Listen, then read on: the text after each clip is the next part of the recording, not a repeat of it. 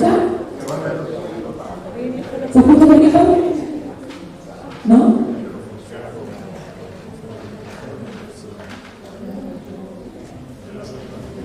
¿Ahora sí? ¿Está bien? Sí, nosotros queremos que se escuche el audio para poder transmitir el vivo. Nosotros estamos... ¿Estás conmigo? Ahora sí. Ahora se escucha. Hay que probar ese micrófono. Hola. Antonio. Su clase de día. Sí, funciona.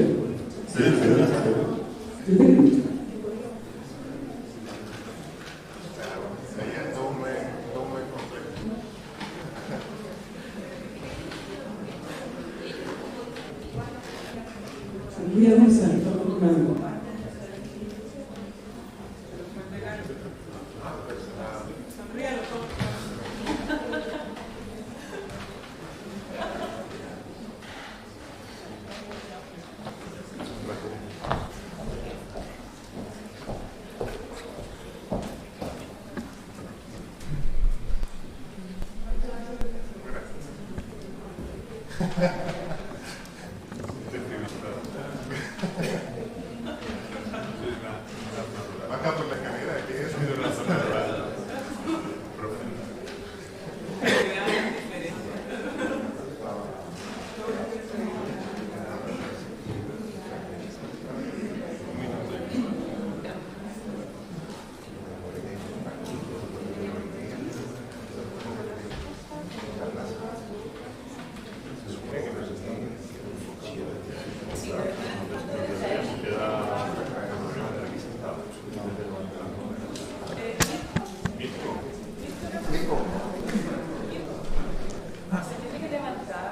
Nos tenemos que levantar, nos tenemos que quedar sentados para la grabación.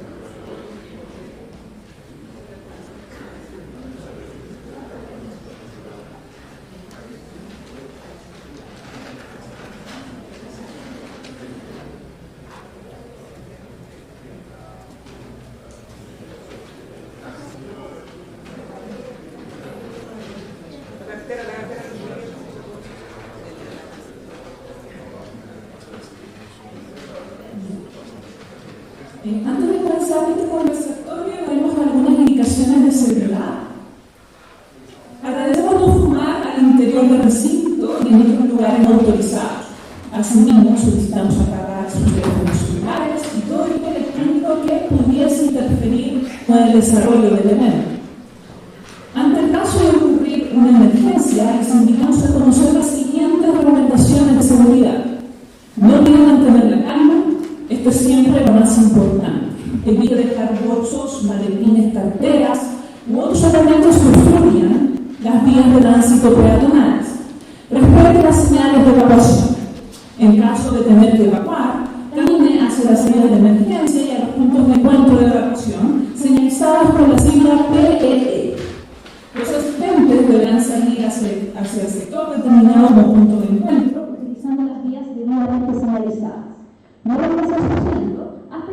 instrucciones por mi encargado. Muchas gracias. Amigas, amigos, comunidad toda, tengan muy buenos días. Les damos la más cordial bienvenida al tercer conversatorio titulado Desigualdades 1, organizado por la Facultad de Economía y Administración de la Universidad Católica del Norte y organizado por los centros de estudiantes de la Facultad de Economía y Administración, el Observatorio Regional de Desarrollo Humano del Departamento de Economía, ORCUM, y el Magíster de Gerencia Pública y Desarrollo Regional. Los y las estudiantes, los y las funcionarias, los académicos que conforman la comunidad ASEA continúan con el ciclo de conversatorios y charlas que tienen con fin fortalecer los espacios de participación y formación de nuestros estudiantes y a su vez de la comunidad en general. Al mismo pretendemos reforzar y visibilizar la transferencia de resultados de nuestras investigaciones como facultad. En este ciclo se tocarán temas como desigualdades territoriales, modelos productivos, descentralización, la recaudación de impuestos locales y regionales, entre otros temas, que esperamos que apoyen a la generación y promoción de espacios de reflexión y debates en torno a las problemáticas y soluciones de la crisis que vive nuestro país. Bueno, vamos a presentar a los panelistas que nos van a acompañar en el día de hoy. En primera instancia nos acompaña Miguel Rodrigo Benito, que es el doctor en Sociología, también académico del Departamento de Economía y director del Observatorio de Desarrollo Humano, bien ORCUM. También nos acompaña Susan Paredes, que es doctor en Economía Aplicada y a su vez es decano de la Facultad de Economía y Administración. Nuestro tercer panelista, que era Fernando Sanrola, por razones de logística, lamentablemente no nos puede acompañar en el día de hoy. ¿Ya? Les comento un poco cómo va a ser la dinámica de este conversatorio. Bien, en primera instancia, Luis Miguel nos va a dar una introducción hacia el tema. Bien, esto le va a tomar aproximadamente 20 minutos. Bien, después, terminado esto, va a intervenir Susan entre 5 a 10 minutos, en donde nos va a exponer temas que están relacionados evidentemente al tópico inicial de este conversatorio. Una vez finalizado esto, bien, comenzará la ronda de preguntas, en donde les pedimos a todos los asistentes, bien, que quieran consultar a cada uno de nuestros panelistas acerca del tópico desarrollado en este conversatorio, que su pregunta no tome más de 2 minutos para poder asegurar la participación de todos los asistentes a este conversatorio. Bien, así que, dado eso, bien, vamos a comenzar con Miguel, que nos va a dar una introducción al tema, bien, y después continuará Susan trabajando con algunos temas específicos relacionados a él. Bien. Buenos días y primero muchas gracias por la asistencia de todos y todas en un día en el que era especialmente difícil llegar hasta aquí. También le quiero agradecer a la universidad que nos haya prestado este espacio, que es claramente más amplio y menos caluroso que los espacios que tenemos nosotros en la FACEA.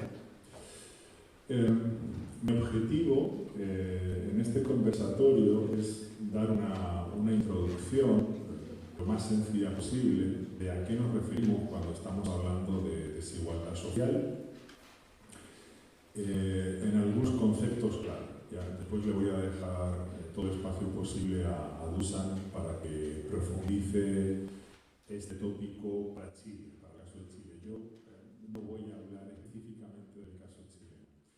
En el segundo conversatorio de desigualdades, en Desigualdades 2, que haremos, si todo va bien, la próxima semana, nos centraremos en algunas dimensiones de la desigualdad social que no vamos a tratar hoy. ¿Ya? Entonces tenemos desigualdades 1, como bien decía Yamna, y desigualdades 2. ¿De qué estamos hablando cuando hablamos de desigualdad social? Bueno, hay, como se pueden imaginar, múltiples definiciones. Yo elegí una de las muchas que utiliza el PNUD en un informe específico para Chile que hizo en el 2017. Dice así: desigualdades sociales se define como las diferencias en dimensiones de la vida social que implican ventajas para unos y desventajas para otros, que se representan como condiciones estructurantes de la vida y se perciben como injustas en sus orígenes o moralmente ofensivas en sus consecuencias o ambas. Injustas y ofensivas moralmente en cuanto a las consecuencias. Hay un elemento de la desigualdad social, sin embargo, que no está contenido en esta definición. La desigualdad social no es solo ventajas y desventajas que están distribuidas entre las personas, porque si esta distribución fuese aleatoria, fuese arbitraria, sería difícil que hubiese un campo de estudio sobre la desigualdad social. Hay elementos que son estructurantes de la desigualdad social, por eso solemos pensar en una estructura de la desigualdad. La desigualdad en cada momento histórico y en cada sociedad se estructura en lo que llamamos sistemas de estratificación social o sistemas de estratificación humana. Y de eso es de lo que voy a hablar ahora. La desigualdad social, obviamente, no es un tema nuevo en la historia de la humanidad, no es un tema exclusivo de los modelos neoliberales, ni tan siquiera del capitalismo. Piensen que estamos en sociedades capitalistas en Europa probablemente desde hace 300 años, aquí desde hace menos de 200 años. En todas las sociedades que conocemos a lo largo de la historia ha habido distintos tipos de desigualdad social y estas se han organizado en distintos sistemas de estratificación humana, ¿ya? Ahí he colocado 5 de los principales sistemas de estratificación en la historia, de los cuales tenemos buena información en mucha literatura. Tenemos los sistemas comunales primitivos, que eran los menos desiguales, los sistemas de esclavitud, los sistemas de castas, que podemos encontrar en India, en su modo perfecto, pero también en otras sociedades, los sistemas estamentales o feudales europeos, medievales y posmedievales, y finalmente los sistemas de clases sociales que encontramos con el desarrollo del capitalismo originalmente en Europa y después en el resto del planeta. Como pueden ver en la gráfica que les coloqué debajo, el nivel de desigualdad históricamente ha ido creciendo.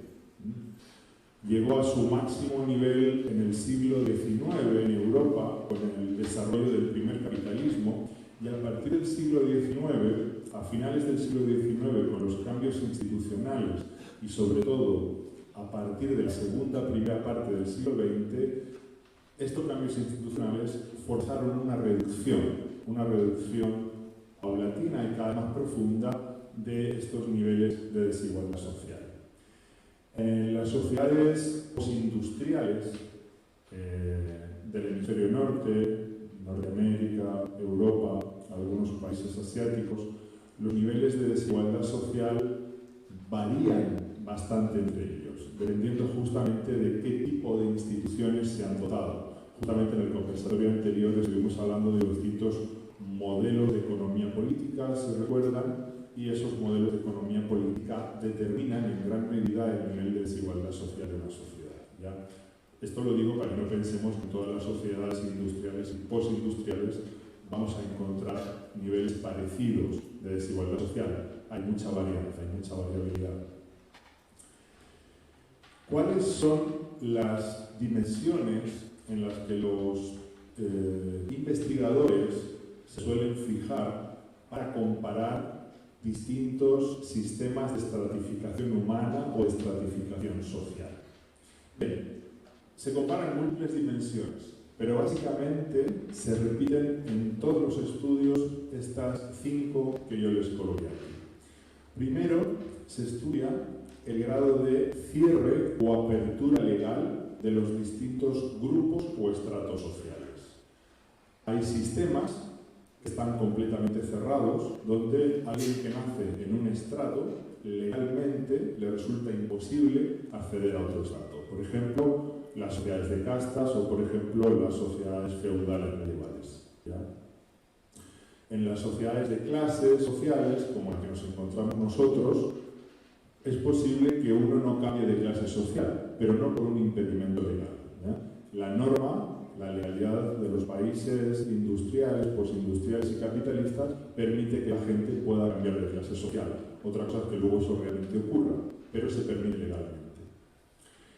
La segunda dimensión que se suele comparar los sistemas de estratificación es el método real mediante el cual a cada individuo queda encasillado, queda anclado en uno de estos grupos sociales. Aquí tenemos un continuo que va desde los modelos más adscriptivos, donde el individuo tiene muy poco que hacer porque viene determinado por el nacimiento y por algunas características de nacimiento que adquieran hacer en qué grupo social va a estar, versus, en el otro extremo, los modelos de logro, donde importan las cosas que hagan estos individuos, sus características o sus capacidades para quedar adscritos a un grupo u a otro. El tercer elemento que se suele estudiar es el método de legitimación de la desigualdad social de cada sistema. Los distintos sistemas históricos han utilizado distintos modelos para legitimar el sistema y para legitimar, por tanto, el nivel de desigualdad social que uno puede encontrar en esos sistemas. Por ejemplo, las sociedades de castas en India se legitimaban a partir de la religión. Un sistema religioso legitimaba la existencia y la forma en que se regulaba cada una de las castas. ¿Ya? Tenemos, aparte de sistemas religiosos, sistemas legales, como en la Europa medieval. Tenemos ideologías políticas que también legitiman distintos modelos, y tenemos también simplemente tradiciones, o sea, el hecho del anclaje tradicional para legitimar las diferencias entre unos estratos sociales y otros. Los modelos de legitimación, aunque son la parte más subjetiva, ¿ya? Estamos analizando la subjetividad y las creencias, realmente, como vemos ahora en el caso de Chile, son extremadamente importantes. Porque si bien el modelo de legitimación social no nos dice cuál es el tipo de desigualdad que existe, ni cuál es el nivel de desigualdad que existe, sí nos hablan de cómo se legitima y de cuál es el grado de legitimidad que tiene una sociedad. Por ejemplo, en el caso de Chile, lo que hemos visto desde el 2011 en las encuestas es que el modelo neoliberal ha ido perdiendo legitimidad año tras año. ¿Ya? Entonces, para muchos científicos sociales se les hacía difícil de creer que el modelo neoliberal iba a poder seguir objetivamente vivo durante mucho tiempo con niveles muy bajos de legitimidad social y de aprobación social. De ahí la importancia para cualquier sistema social, sea del tipo que sea, de mantenerse legítimo. La cuarta dimensión que se suele comparar cuando hablamos de sistemas de estratificación humana es cuál es la dimensión predominante de desigualdad. No todos los sistemas tienen la misma dimensión de desigualdad. Por ejemplo, en algunos sistemas la desigualdad fundamental es una desigualdad de estatus o de honor. En otros sistemas, la desigualdad fundamental es una desigualdad de influencia política. Hay grupos con mucha influencia política y otros grupos con cero influencia política. Y en las clases sociales, en el sistema de clases sociales, la desigualdad fundamental es una desigualdad de tipo económico. Hay grupos que concentran el capital económico y hay otros que carecen de capital económico. Les digo esto porque no siempre vamos a encontrar en todos los sistemas históricos que el nivel principal o fundamental de desigualdad es la económica, ¿de acuerdo? Por último, lo que comparan los estudios de desigualdad social, además de cuál es la fuente de desigualdad, también es cuál es el nivel de esta desigualdad, ¿ya? Como decía antes, pese a que los países industriales y postindustriales, la principal fuente de desigualdad es la económica, tenemos diferencias importantes de nivel entre países. Tenemos países con niveles muy bajos de desigualdad social, como Francia, Suiza, Noruega, ya estuvimos hablando el otro día de esto, y tenemos países con niveles muy altos de desigualdad económica, como por ejemplo Chile. Chile, Brasil, Perú, México, son países que tienen niveles muy altos de desigualdad social. Por lo tanto, podemos encontrar cualitativamente el mismo tipo de desigualdad económica, de estatus, y cuantitativamente niveles muy diferentes de desigualdad, ¿ya? Estas serían las 5 grandes dimensiones que se suelen estudiar cuando hablamos de estudios de estratificación social.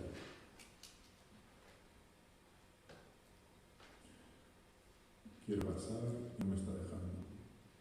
Ahí. Bien. Ahora, yo les decía antes que la desigualdad social tiene distintas dimensiones. Ahora nos vamos a centrar en cuáles son esas dimensiones. No todas, pero algunas de ellas. Y también les decía que la desigualdad social no es un hecho arbitrario ni aleatorio entre individuos, sino que hay una estructura social detrás. Ahora vamos a hablar de cuál es esa estructura social. ¿Cuáles son, primero, las dimensiones habituales en las que se centran los análisis de desigualdad social? Bueno, primero, en la desigualdad económica. Hay acuerdo en que esa es la más importante, ¿ya? Primero, la desigualdad económica. Los estudios de desigualdad que se centran en la desigualdad económica suelen medir o bien la renta, en la mayoría de los casos, porque tenemos más información, o bien la riqueza. Sabemos que en los países capitalistas el nivel de desigualdad en riqueza es significativamente mayor al nivel de desigualdad en renta, ¿no? Por ejemplo, para el caso de Chile, si tenemos un nivel de desigualdad de la renta que está relacionado con un Gini del 0,5 aproximadamente, los estudios que hay para la desigualdad de la riqueza en Chile nos colocan con un Gini superior a 0,7, mucho más próximo a 1. En segundo lugar, se suele estudiar las dimensiones también de desigualdad en lo que se denominan bienes de primera necesidad. Los bienes de primera necesidad son aquellos que las personas necesitan sí o sí, y son aquellos bienes que suelen estar más controlados, apoyados, regulados por los estados a nivel internacional. Básicamente aquí tenemos dos grandes bienes: los alimentos, sin alimentación no morimos, y la vivienda, el hecho de tener un techo donde vivir, ¿ya?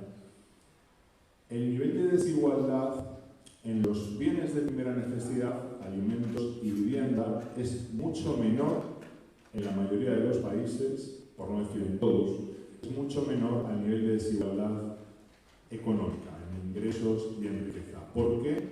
Porque intervienen los estados, por la intervención pública.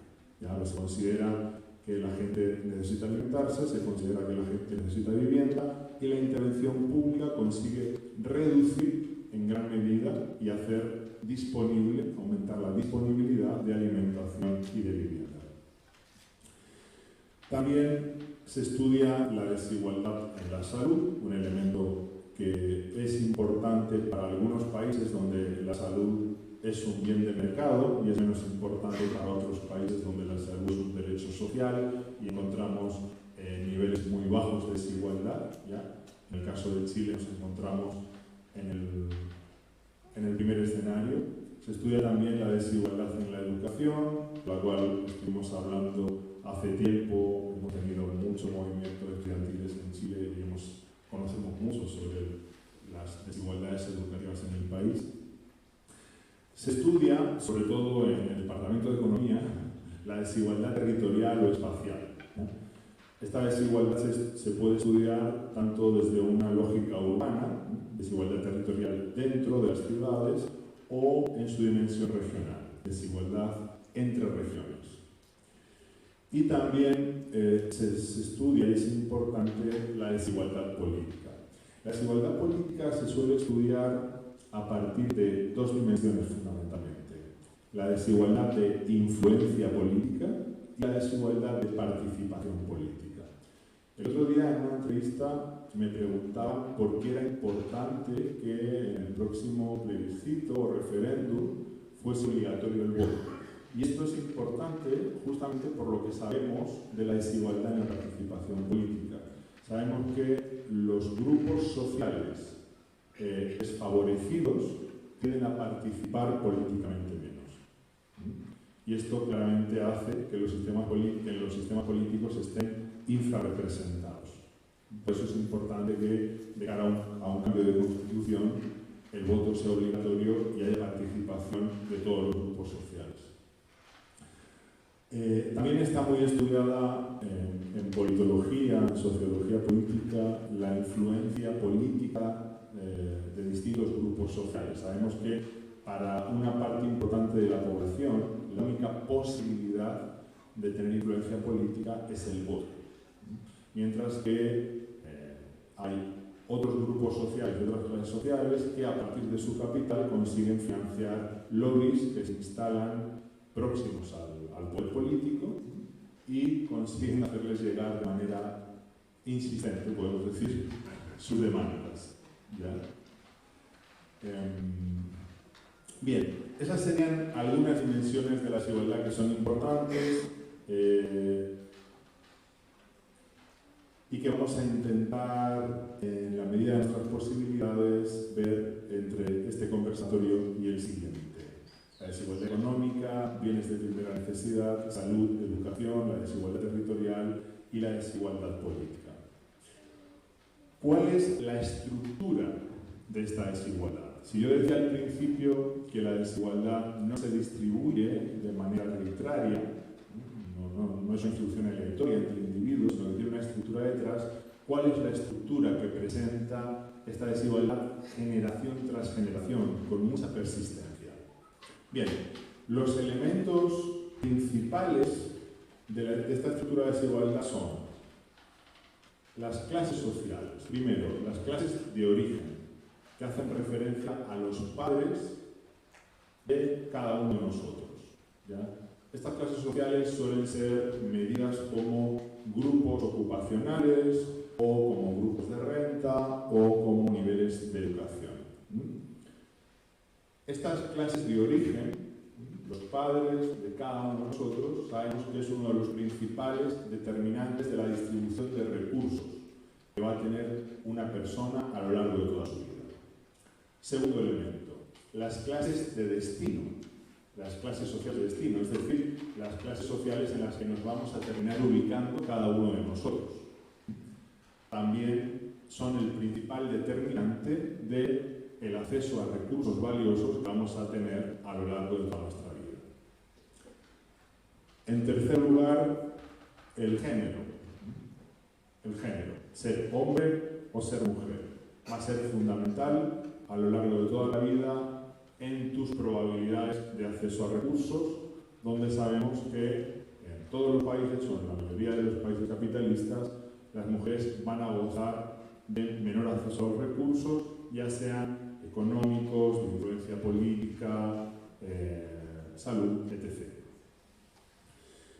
Etnia y raza, ¿ya? Son también grupos que persistentemente las diferencias raciales y las diferencias étnicas de manera persistente va a marcar, va a determinar el acceso a recursos de estas personas. Y por último, pero no menos importante, por sus posiciones espaciales. No es lo mismo nacer y vivir en un barrio de la ciudad o en otro. No es lo mismo nacer y vivir en una comuna que en otra, y no es lo mismo nacer y vivir en una región del país que en otra. ¿Ya? La posición espacial de las personas va a ser un determinante importante del acceso a recursos valiosos también. Ya estemos hablando de salud, estemos hablando de educación, estemos hablando de ingreso o estemos hablando de influencia política. Bien. Esta es la introducción que yo quería hacer. No se me ocurre una forma más sencilla de explicar las distintas dimensiones que podemos encontrar en desigualdad social y la estructura social que va a distribuir el acceso a recursos distintos, de distinto tipo. Quedo pendiente de cualquier duda, comentario o cualquier cosa que me quieran decir después de la presentación de Rosa. Muchas gracias.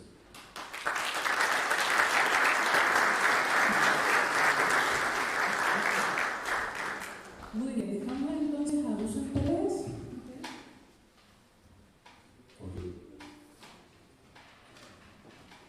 Bien, en primer lugar quisiera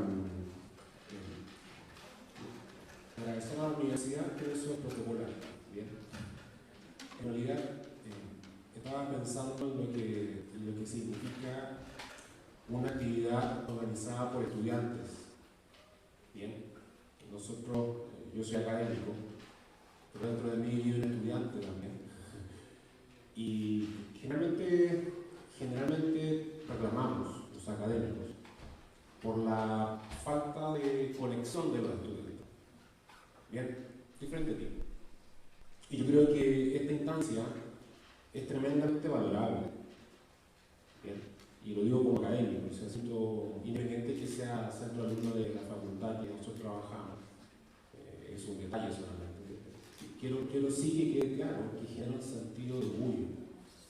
Bien, porque muchas generaciones han pasado por exactamente lo mismo que están pasando nosotros y no se juntan como ahora. No se juntaron como ahora. No ocurrió.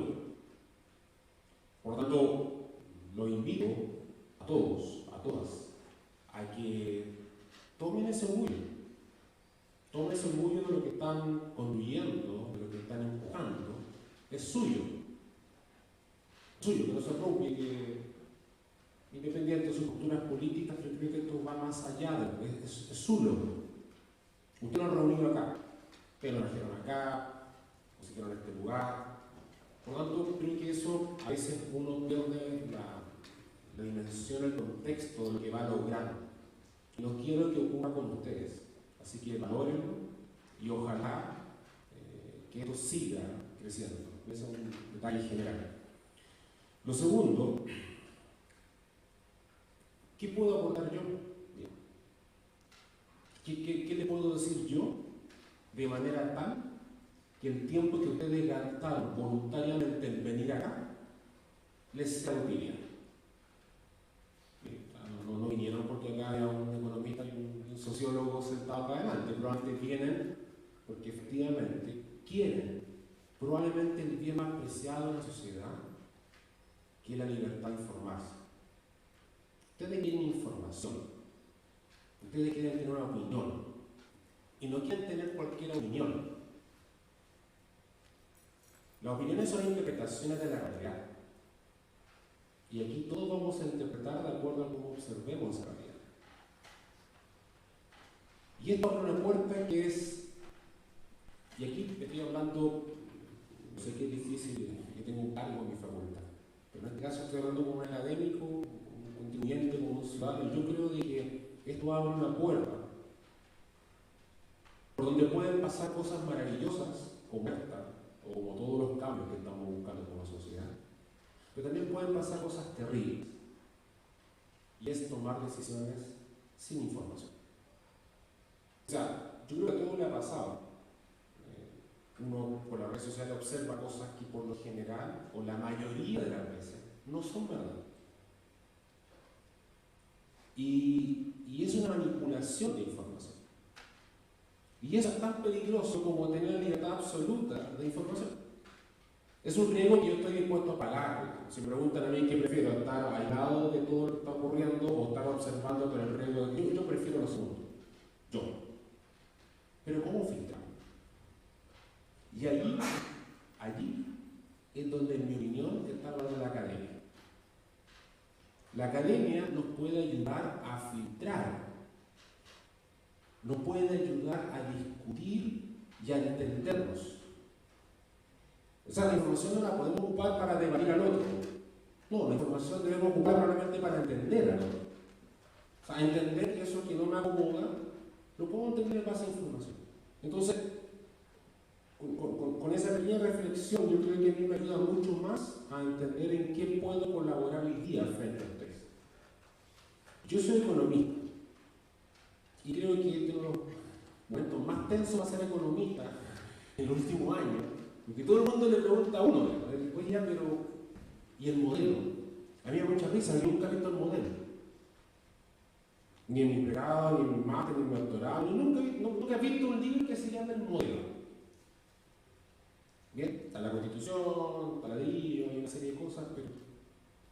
Entonces, creo que el día de hoy lo que yo voy a intentar hacer es tratar de descartar lo que hoy en día se llaman fake news respecto a todo lo que está ocurriendo, a lo mejor algunas cosas van a ser un poco chocantes, que ahora como economista, pero que ojalá les generen a ustedes alguna sensación de cómo esto debería surgir o avanzar.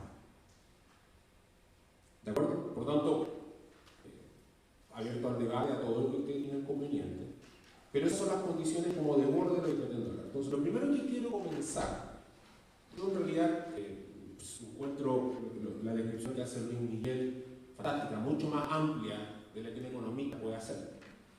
Pero yo voy a hablar de lo que sé, que es la desigualdad económica. Entonces, vamos a poner otro contexto que yo creo que es importante que quien esté acá lo reciba. En primer lugar, Chile proviene de un sistema colonial. Bien.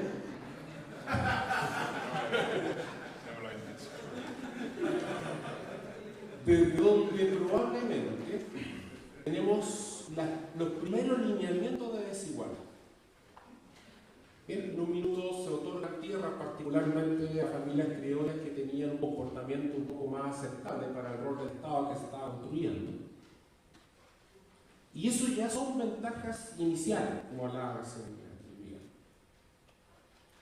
Y son ventajas iniciales que yo puedo trabajar, estudiar, ser un buen ciudadano, animalista, pero no voy a ir o no voy a avanzar en función de esta desigualdad histórica, que no digo que es la que ahora nos está pasando. Bueno, solamente digo de que si queremos entender lo que hoy día nos está pasando, tenemos que mirar esa historia. Si la omitimos, estaríamos siendo de los ejercicios más inocentes que puede hacer una sociedad. Nosotros venimos de un modelo en el cual la estabilidad del Estado, estamos hablando del periodo en el cual probablemente había conflictos bélicos continuos. O sea, era importante que alguien se hiciera cargo de un poco para entender por qué tenemos Alemania en el sur. Nosotros creo que en la historia de Chile probablemente buscó una manera de poder tener el avance, particularmente, dependiendo de lo que estuviera en ese minuto, de los grupos étnicos. Y hoy en día nosotros como normal, usted toma cerveza Cuso, no hay ningún problema. Pero si nosotros queremos entender por qué tenemos esa cerveza en el supermercado, tenemos que entender probablemente la historia de cómo llamamos eso. Entonces, hay una fuente de desigualdad que parte de nuestra propia estructura económica y que probablemente no fue tan lógica como la que nosotros observamos. Primer elemento que me interesa discutir de la desigualdad. El segundo, nosotros como país, de hecho este tema lo conversábamos ayer con Miguel, con un profundo trauma del rol del Estado. Uno puede notar cuando uno habla de actividades comunitarias, uno puede notar cómo se genera no estoy diciendo que esté en contra, pero no nos podemos olvidar, si uno mira económicamente Chile, en el año 70 probablemente en adelante, tiene indicadores económicos probablemente como nunca en su historia. Solamente para contar una hiperinflación, que yo sé, yo ando a clase de economía, los estudiantes siempre me miran y dicen, profe, pero no es para tanto. Bueno, la inflación es un tremendo problema para cualquier país. Yo sé que nosotros ni siquiera dimensionamos, todos somos generaciones del 3%. Es decir, nosotros inventamos el Banco Central, lo hicimos autónomo y su única pega es controlar la inflación. ¿Por qué llegamos a eso? Porque efectivamente tuvimos un país con un nivel de inflación excesivos. Ahora, si luchamos todos los meses, probablemente a nivel sindical, para poder ajustar un 1.2, un 1.4%, imagínense lo que sería luchar para corregir por un 1000 o 1100% de reajuste de salario. O sea, ahí uno comienza a ver las consecuencias de la inflación. Por lo tanto, dado una serie, y aquí no hay que me complique la vez más político, pero quiero aislar un poco el problema hacia la parte económica. Probablemente un cientista político puede decir cosas 1000 veces más interesantes que la que puedo decir. Pero este elemento no disocia con el Estado. No, que el Estado no, porque el Estado no es ineficiente, genera la inflación, particularmente se ocupan los cargos asignados por el Estado para pagar favor el Estado y cosas que probablemente todos. El Estado se transforma en un organismo de ineficiencia pura. La interpretación. Porque tenemos algunas cosas del Estado que funcionan fantásticas, en mi opinión. En mi opinión, el servicio de impuestos internos es fantástico cómo funciona.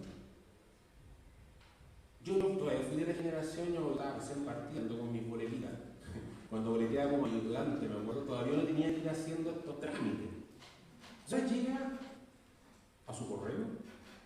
No tiene que. Yo he declarado ingreso en Estados Unidos. Es un lío. Venden unos CD que son entendidos en el supermercado, que uno tiene que comprarlo y esa cosa le hace a uno la declaración de impuestos. Acá no, le llega, aprieta, se acabó. Es más, le descuentan los impuestos deducibles, si tiene un departamento le descuentan la tasa de interés, si tiene un hijo le descuentan los gastos por educación. Ah, pero yo recibí una transferencia al extranjero, no se preocupe, que está en el índice 54 de la declaración de impuestos, ahí está. Entonces, el Estado no necesariamente tiene que cumplir la misión, pero se consumió. Segundo elemento. Tercer elemento, tuvimos la mala suerte de que un gobierno democráticamente elegido cayera por un golpe de Estado en un contexto de Guerra Fría, en donde toda la escuela de Friedman andaba buscando un caso ideal en donde poder probar que efectivamente las políticas neoliberales y estructurales funcionaban. Digamos un experimento ideal. Y el experimento ideal, ¿cuál es? Es un país socialista que cae y se interviene con una cultura neoliberal. Y acá quiero ser bien enfático, yo acá me niego a conversar. Me niego a pensar que la gente, estoy hablando de la gente técnica, no necesariamente técnica, visualizaba con mala intención lo que ese modelo podía generar a largo plazo.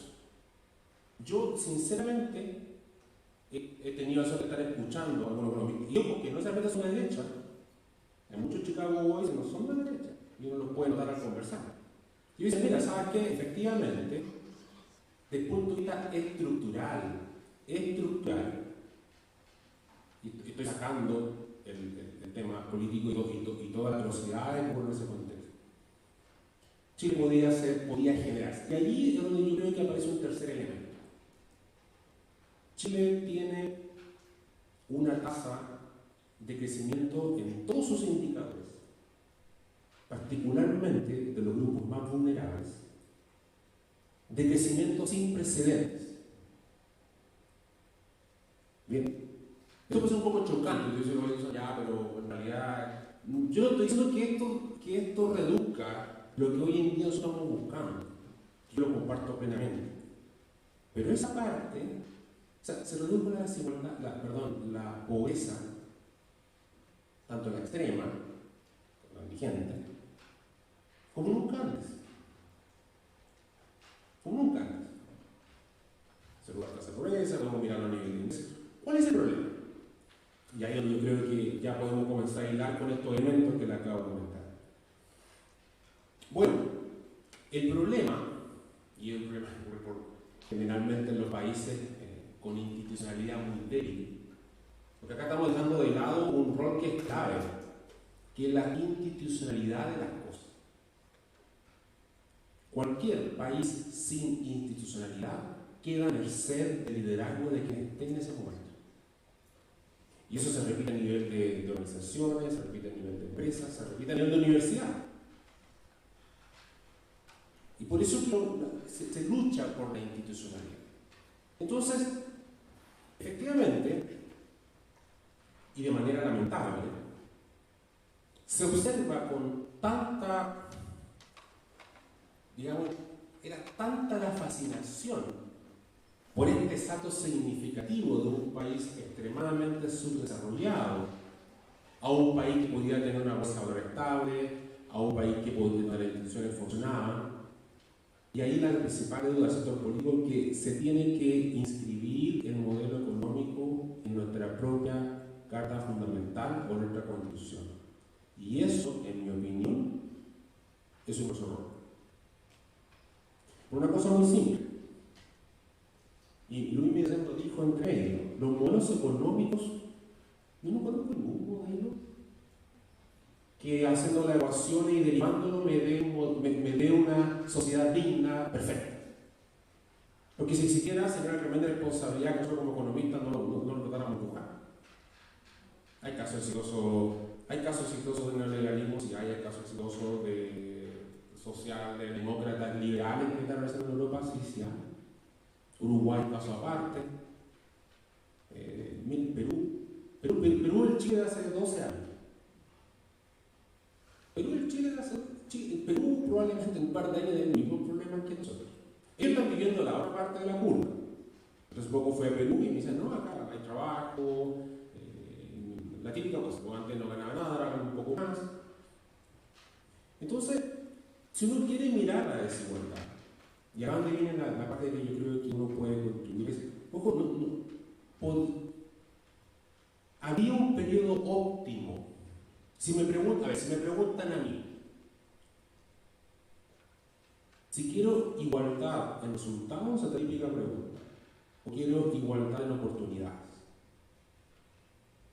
Igualdad en resultados es garantizar un resultado igual. Igualdad en oportunidades es asegurar las mismas condiciones iniciales, pero aceptar que los resultados pueden ser diferentes. ¿Me explico? Acá, esto le estoy tratando de meter un poco en su vena política directa, digamos. Es una pregunta de fondo en este tema. Y aquí nadie puede a ustedes decirle, ¿sabe que tú estás equivocado, tú estás mal?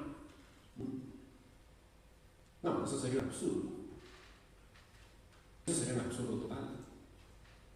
Acá la pregunta es, ¿qué es lo que nosotros estamos? Cuando yo, por ejemplo, y avancemos un poco para poniendo de contexto,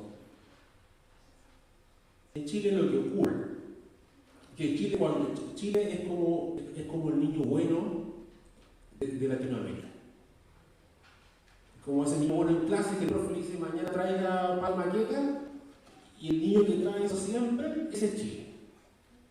Entonces Chile cuando el FMI, el Banco Mundial, le transfiere fondos estructurales para construir una cantidad de cosas impresionantes, luego particularmente antes de la Golden Age, que era en los 90-95, a Chile se pone una serie de reglas. Usted va a privatizar esto, me va a privatizar esto, me va a privatizar esto.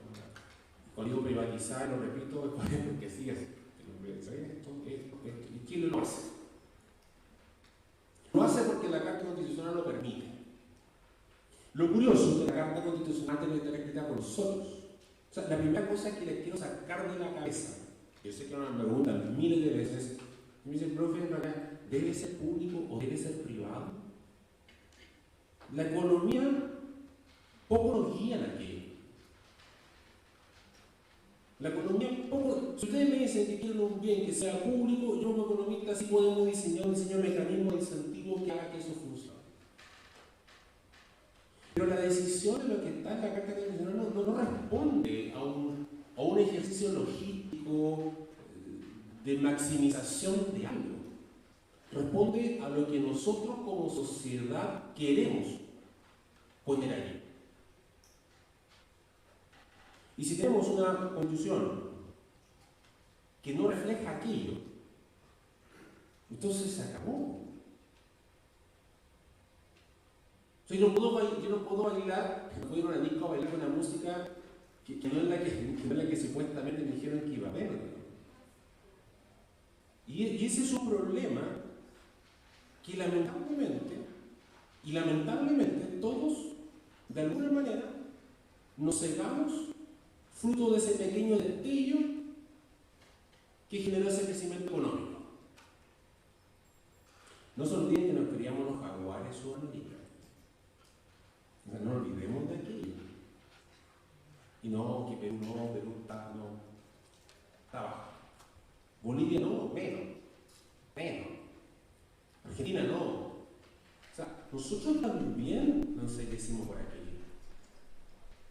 Y un ejercicio que yo creo que claro, Chile comenzó a generar una clase media. Porque si la desigualdad tiene 10 pisos, ¿de acuerdo? acá está la gente más vulnerable, acá está la gente de mayor ingreso. Entonces la desigualdad la puede solucionar de dos maneras. Desocupo el último piso y lo voy bajando al noveno, en términos de ingresos. Esa es una forma. O segundo, tomo los pisos de abajo y lo voy subiendo. Bueno, el problema es que en Chile lo que hicimos fue tomar esta gran... ¿Está en el tiempo? ¿Ya? Terminó. Tomar esta masa de gente más vulnerable y subirlo a un piso. Pasado del quintil 1 al quintil 2. Mejor dicho, del decil 1 al decil 2, para hacer unos precios. Pero no dejamos. Entonces, cuando la gente, particularmente que quiere defender la Constitución, lo primero que hace es mirar esto. Dice, oye, pues si Chile tenía un 29% de pobreza en el año 80, y ahora tiene un 13.8. Y uno dice, no, pero es que no es multidimensional. Bueno, entonces son 16.5, pero en cualquier caso es la mitad. Y uno dice, bueno, sí, pero en ese segundo piso, ¿qué tenemos? Y ahí es donde yo creo que la mirada económica se queda corta y deberíamos comenzar a escuchar miradas como la que plantea Miguel. Ya no es un tema de ingreso, a pesar que ese ingreso, disculpen la palabra, muchas veces miserable para esa gente, pero desde el punto de vista estadístico, desde el punto de vista estructural, no vamos a empujar esto con ese número. El punto fundamental es que esa gente no va a tener posibilidad por todos los otros circuitos que existen de desigualdad que ya no pasan por el ingreso. Y esos circuitos son terribles. Yo solamente voy a dar un dato, que hubo un trabajo que el año pasado realizamos con un grupo de pregrado que hacía una cosa, en mi opinión, interesante. Era, simulamos, si no me equivoco, más de 5.000 currículos. ¿De acuerdo? Los simulamos. Y jugamos, tenían como 6 características las personas. No sé, un colegio, habla inglés, no habla inglés, un par de cosas. Y lo que hicimos fue, simulamos esos 6.000 currículos y comenzamos a jugar con el apellido de la persona. Que es decir, una taxonomía desde los apellidos más rimbombantes hasta los apellidos más comunes, usando la base de datos del registro civil, para que fuera lo más serio posible. Y comenzamos a preguntarle a personas que toman decisión de contratación respecto a estos perfiles. Y es un ejercicio que se ha hecho en varios países, pero los resultados fueron dramáticos. Es decir, la probabilidad de ser elegido aumentaba en 0.2 por cada consonante que yo le agregaba al apellido. 0. O sea, si usted tiene 5 consonantes extrañas en su apellido, tiene una probabilidad casi de 1 de ser elegido respecto a una persona que no lo tiene. Y nosotros manteníamos constantes las características de esa persona. Pero hay una pregunta interesante, de aquí cerró. Cuando yo le preguntaba a la persona por qué la eligió,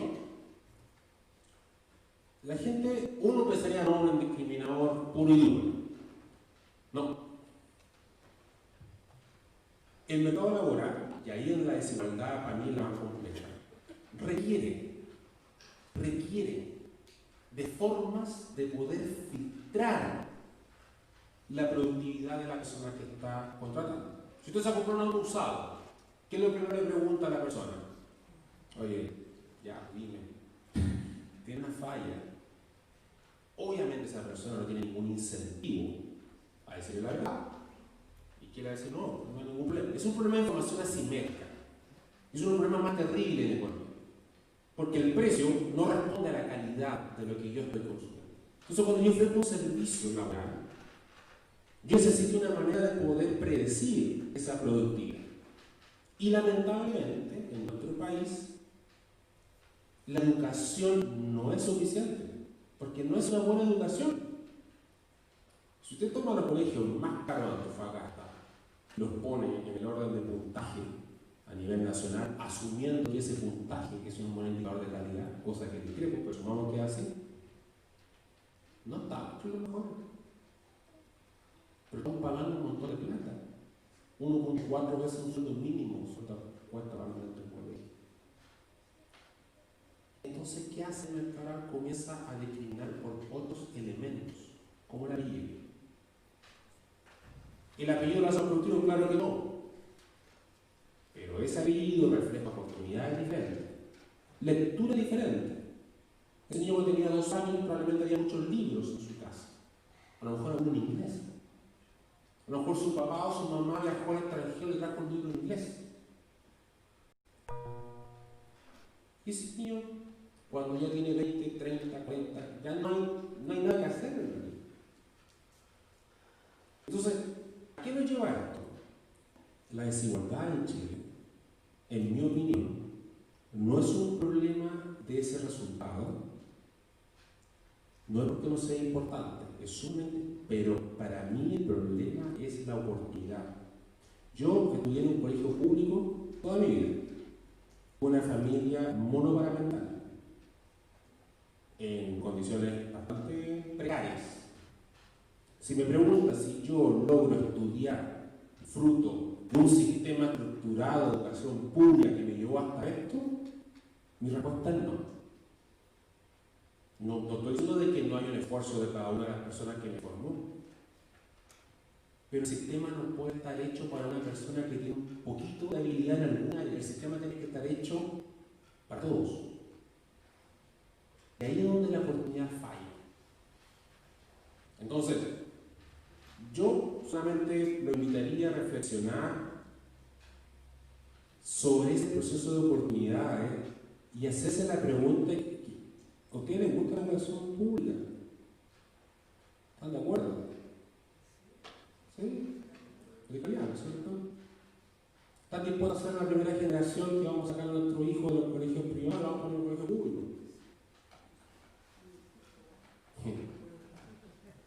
No es una capciosa, pero alguna generación es necesaria. Y tenemos que ver ese experimento natural y no va a pasar nada malo. No va a pasar nada malo. Pero ahí está el punto. Yo considero que, independiente de toda esta fuente, para mí la educación es la madre del cordero. Independiente de todo lo que podamos hacer sobre el sueldo mínimo y todas las cosas que hoy en día.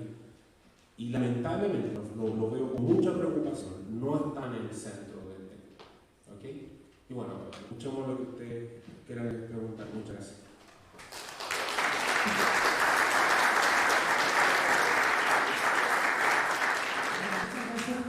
Abrimos la ronda de preguntas. Bien, ahí nuestro compañero va a estar circulando con un micrófono. Les recuerdo una regla importante para maximizar el número de preguntas. Por favor, cada una de las personas que deseen preguntar traten de formular su pregunta en no más de 2 minutos. Después vamos a tener un coffee, bien, así que ahí ustedes pueden conversar y discutir con cada uno de nuestros panelistas acerca de sus dudas o consultas con respecto al tema de una manera mucho más extensa. Bien, comenzamos entonces. ¿Alguien quiere? ¿Ahí hay uno?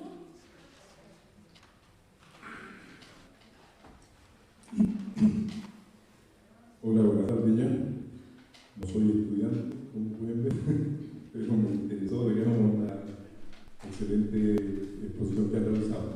La pregunta, Dulce, es relativa al modelo. Tú señalas que es un error poner un modelo o directrices fundamentales. Eso es lo que entendí.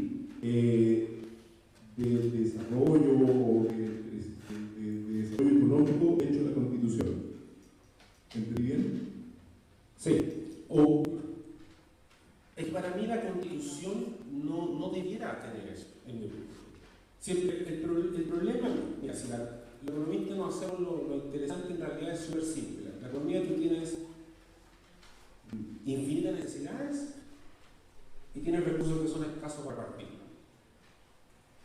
¿De acuerdo? Entonces, el economista lo que hace es tratar de buscar una forma de cómo satisfacer esta. Entonces tú puedes ir por cultura pública. A todo, entre paréntesis, a nosotros no nos gustan los monopolios, ¿no es cierto? No. se define como la propiedad, ¿cierto?, única en la apertura al mercado de un bien. Ojo que cuando el Estado lo produce, también es un monopolio. ¿Ya? Entonces ratifiquemos eso. Yo no sé si un monopolio me gusta o no me gusta. Lo que el monopolio probablemente genera es un poder asimétrico. Pero volviendo al punto, el modelo son las reglas que nosotros elegimos para solucionar el problema. Y la Carta, para mí la Constitución, lo único que nos debe arreglar es qué cosas van a pasar por un mercado. Nosotros asumimos que el mercado va a asignar estos bienes. Listo, el mercado lo va a asignar. Listo, y el mercado lo va a asignar, no hay que tener plata, vamos a preocuparnos de la plata. ¿De acuerdo? Lo que va por ahí en el mercado, esa es nuestra. Yo no te puedo decir como economista, no, esta tienda no tiene que ir. Conozco a tanta gente decir que sí, como que, pero esa decisión es nuestra. ¿Queremos un estado de bienestar? ¿Queremos que la vivienda esté en la Constitución? Si la respuesta es sí, ok, listo. ¿De dónde sacamos la plata? Nadie puede decir, no, crecimiento económico, hay que esperar, vamos a tener que esperar bastante. Más impuestos. El impuesto no hay ningún problema. Pero los impuestos son recursos. Y los impuestos no hacen crecer la que tenemos. Solamente la reasignan. Solamente saca de un bolsillo y lo pone en otro. A lo mejor eso nos va a hacer sentir mejor. A lo mejor nos va a hacer sentir más equitativos, más iguales. Pero solo estamos sacando recursos de un lugar. Entonces, ese es mi punto, que el modelo de la Constitución, no, la Constitución también debe tener las reglas básicas con las cuales vamos a construir un modelo, pero no puede ser un modelo civil. O sea, si el Estado subsidiario está en la Constitución, o sea, que te define todo. No hay espacio para elegir. Ahora, la consulta en realidad, porque primero lo quiero aclarar es si puede, digamos, dar tu interpretación respecto a lo que yo creo que debería hacerse. Yo pienso que, digamos, deberían priorizarse cuáles son aquellos temas que hoy día son imposibles de avanzar porque están de alguna forma establecidos en la Constitución, y cualquier avance que se haya querido realizar, la amenaza y la acción concreta ha sido recurrir al Tribunal Constitucional para invalidarlo y no permitir que se desarrolle. Entonces, yo pienso que en general deben estar establecidos, como tú bien dices, todos aquellos elementos centrales y estructurales que consideremos que son prioritarios establecer, como salud pública de calidad para todos, educación pública de calidad para todos, posibilidad de que dirigentes sociales puedan ser parlamentarios, que hoy día no pueden ser por tema constitucional. Posibilidad de aumentar severamente los temas para los delitos de corrupción de alta autoridad, sobre todo, inhabilidades de por vida para que puedan volver a ejercer cargos públicos, o sea, estatización o definición sin ideologismo de lo que considere que es lo fundamental para tener el mejor país, como volver a recuperar el agua y algunos otros recursos que no sé si tiene que ser estatal o no, tal como tú bien dices, digamos, pero no queda amarrado a que va a ser solamente privado. Entonces, respecto de eso, me gustaría tu apreciación. ¿Qué le puedo decir? ¿Entiendes una razón? El problema no es la sensatez de los cambios. El problema es que para que esa sensatez se traduzca en un cambio efectivo, hay un sistema democrático. No nos puede gustar lo que queramos, pero hay un sistema democrático para trasladar esa percepción suya a nivel de política pública. Y eso está totalmente liberado. Su sensatez me parece fantástica. Solo que estoy viendo el punto a todos están de acuerdo, independiente de su postura, pero claramente hay una disociación acá. Y esa es la parte más compleja de todo este asunto. No tanto ponernos de acuerdo. Creo que ponernos de acuerdo nos va a hacer bien, y debiera ocurrir, un capítulo, como sea, podemos discutir la forma. El problema es lo otro, el problema es cómo tú construyes, pero lo que son las nuevas reglas del juego. Y las reglas del juego las pone la sociedad, lo construye. Los que estamos siendo efecto de otra cosa. ¿Alguna otra pregunta? ¿Allá?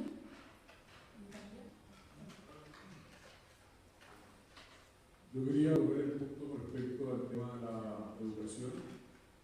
Si bien es como la piedra angular de todo lo que podría ser como la solución a este tema, hemos tenido últimamente muchos casos de gente muy educada con estudios en la Universidad de Chile, posgrados en el extranjero, que han realizado muchos casos de evasión de impuestos, últimamente Lawrence Goldman, para mencionar algo reciente, se burló de todo, pagando 11 millones, evadiendo 380 palos.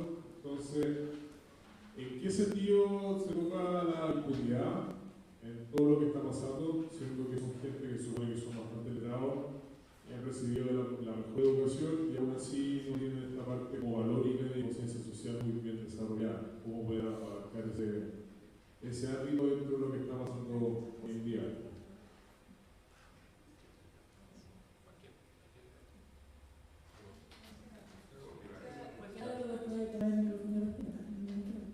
Bueno, no me cae bien el punto.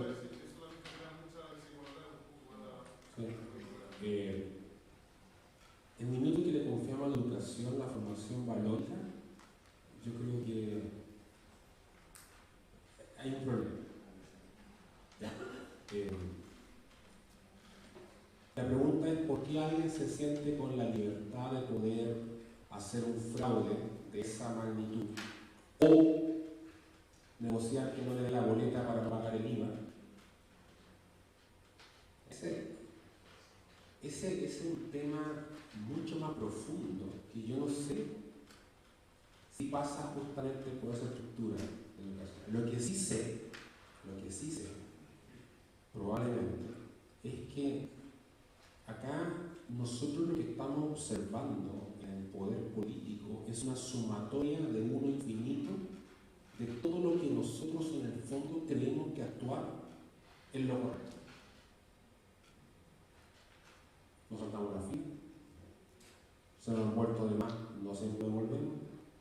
Si la declaración del impuesto a la renta llega mal, no sé si lo decimos. ¿Ah? A nuestro favor, entonces, nosotros miramos y decimos, oye, ¿cómo? Bueno, así pasa.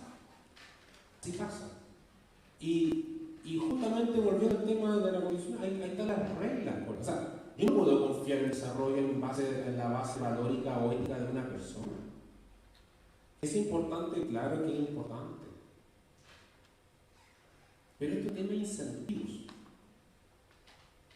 La colusión genera prácticamente un 80% más de utilidad que el monopolio. Y eso lo sabe cualquier estudiante de ingeniería comercial, espero que sí. ¿Ya? Porque yo el curso de eso, así que deberá 80% más de utilidad. Y eso sale en cualquier libro de economía. No le vamos a pedir una estructura valórica que haga que ese gerente no se coluda. Si el incentivo es terrible. Basta porque el pago multiplicado por la probabilidad de que me atrapen sea menor a ese delta de utilidad, pago la multa. ¿Dónde está definido? Nuevamente volvemos al mismo tema. No, lo que pasa es que en Chile en el año 73 no había capital. Nadie quería hacer nada en Chile. Como nadie quería hacer nada en Chile, tenemos que traer a la gente a otros lugares. ¿Cómo nos vamos a traer capitales? Démosle chico y libre en todo. En todo. Hasta poner un puerto dentro de la ciudad, en todo. Entonces, a su pregunta, yo le devuelvo la pregunta y me la devuelvo a mí mismo. Nosotros de alguna manera construimos una cultura entre todos y nuestra cultura también tiene bastante responsabilidad en esto. Bastante. Yo lo voy a decir, estudiante, profe, llega, no llega el profe, tenía que hacer la clase, una reseñar de que llegó tarde, no pasó todos los contenidos, no pasó a media. Puede pasar, no sé lo que pasa, pero puede pasar, lo hizo a media. Estudiante, gente llega tarde, si tiene una mala nota va a reprobar, me va a decir que tiene problemas y a lo mejor es una incomodidad para mí. Yo no quiero a lo mejor escuchar eso. o un plagio, lo que sea, es parte de toda nuestra forma en la cual nos construimos. Y a mí eso me preocupa mucho. No me estoy externalizando. Probablemente alguna vez tampoco devolví un golpe que me dieron de baja. Probablemente. Pero nosotros mismos lo vamos a externalizar.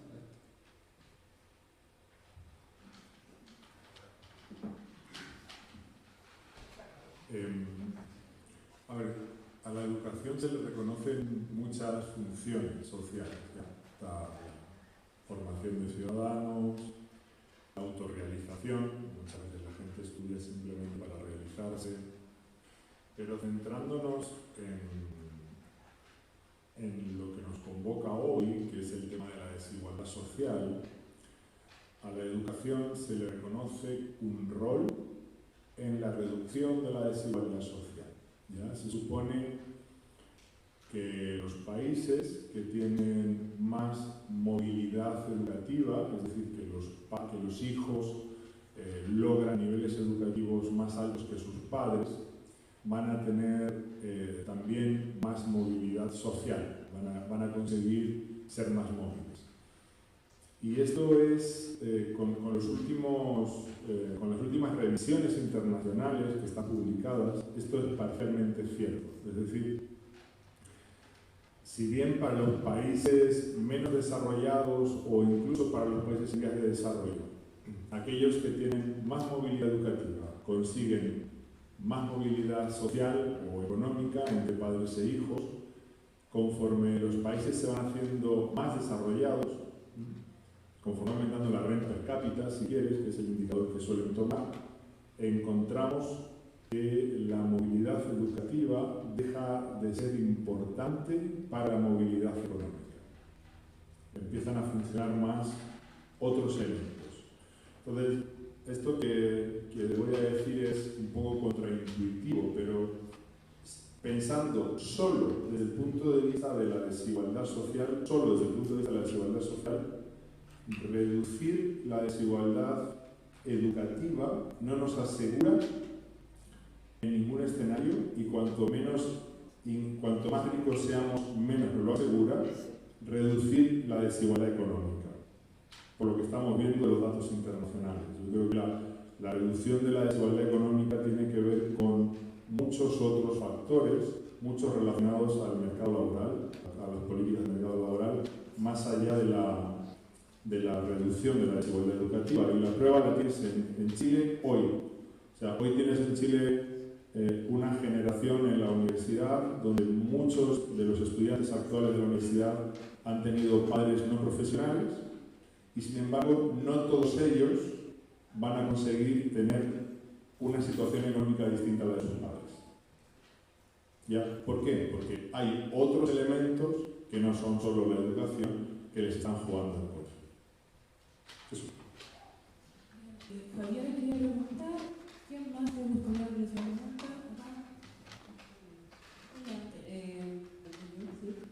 Yo quería tocar el tema de la salud. La verdad me llama la atención que sea uno de los determinantes más grandes de lo que se siente como el resentimiento social,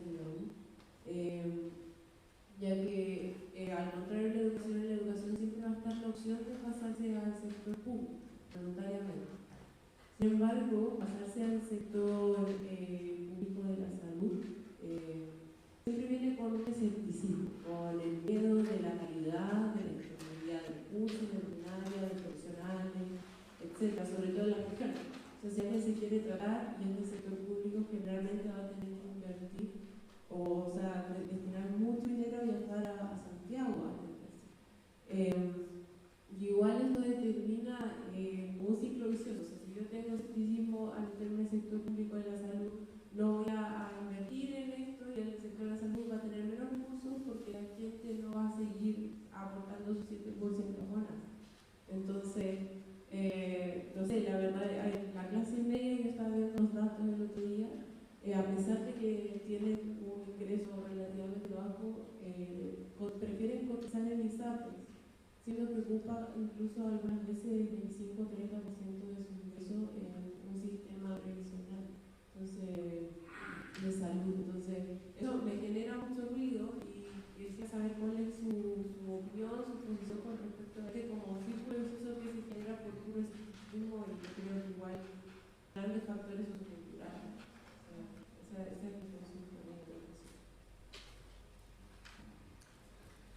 salud.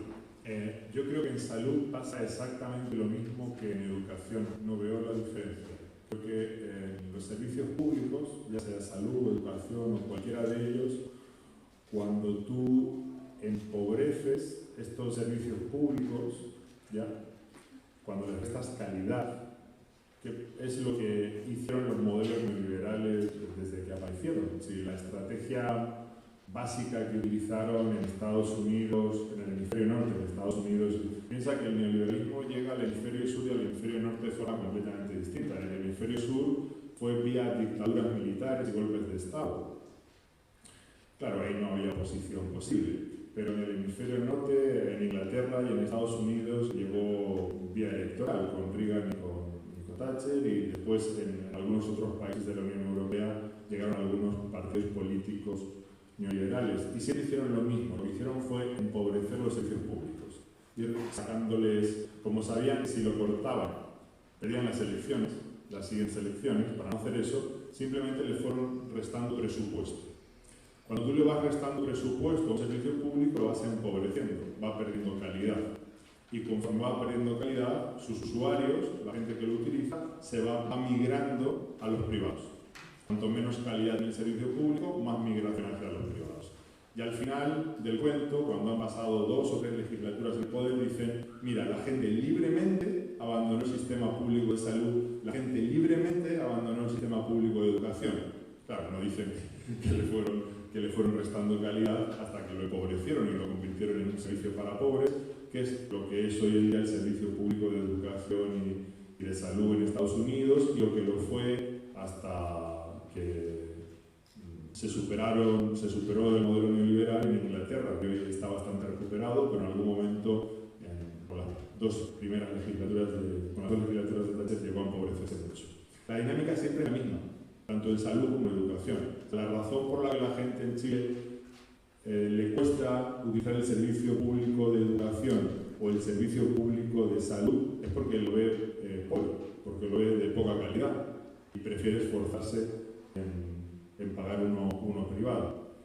Eso depende a nivel internacional solo de la calidad que tenga el servicio público. Cuando tú estás en países que el servicio de salud o de educación son de alta calidad, la mayoría de la gente decide utilizarlo porque además son gratuitos. Sería completamente irracional utilizar un servicio privado que es de peor calidad que uno público si además el público es gratuito. Entonces, desde mi punto de vista no hay gran diferencia entre servicios, entre las estrategias que se han seguido en los países. Si mañana en Chile, mañana no puede ser, pero dentro de unos años, se logra tener un servicio público de salud o de educación que sea de alta calidad y gratuito, obviamente la mayoría de la población va a mirar hacia él otra vez. Sí. La razón por la que haya huido toda la gente de estos servicios es que los han degradado de legislatura tras legislatura.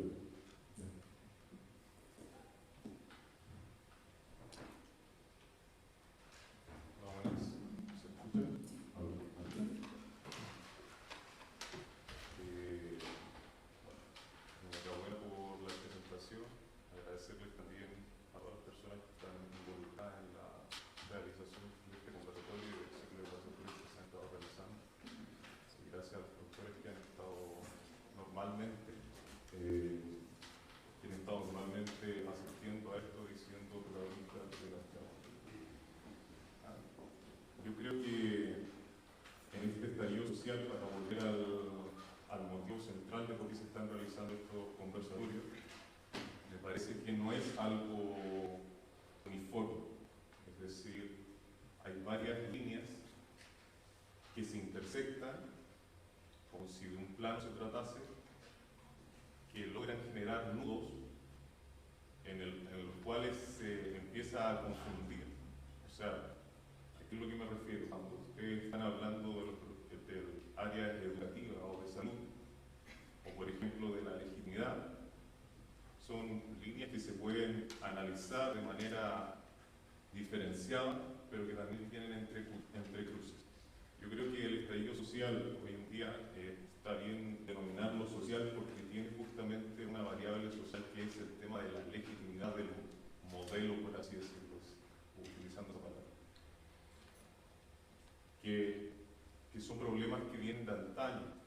han tratado grandes sociólogos como por ejemplo Weber, por ejemplo Merton, por ejemplo Durkheim, que tienen que ver con este proceso de individualización en las sociedades modernas o en las sociedades capitalistas, porque hay que recordar que para estos pensadores, por así decirlo, el capitalismo es la sociedad moderna.